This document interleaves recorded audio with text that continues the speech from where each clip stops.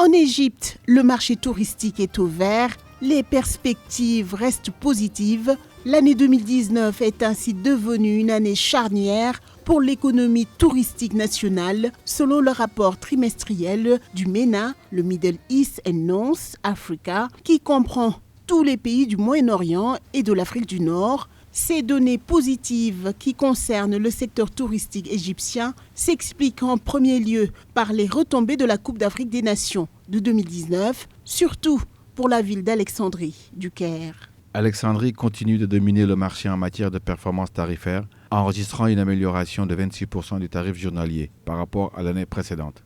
Pour continuer à conserver cette ascension économique, en dehors des visites des pyramides, le ministère des Antiquités ambitionne de faciliter l'accès aux musées aux touristes africains et instaurer des tarifs attractifs pour l'année 2019.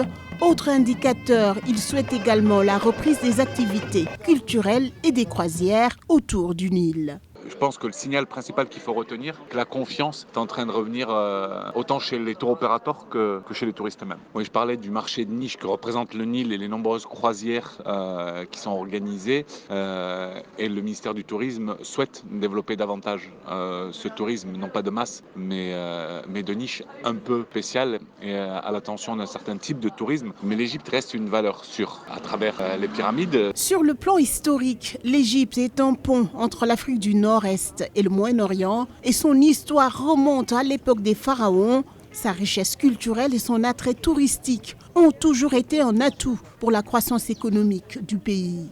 Cependant, depuis la révolution et la destitution d'Hosni Moubarak en 2011, le pays traverse une crise économique et sécuritaire.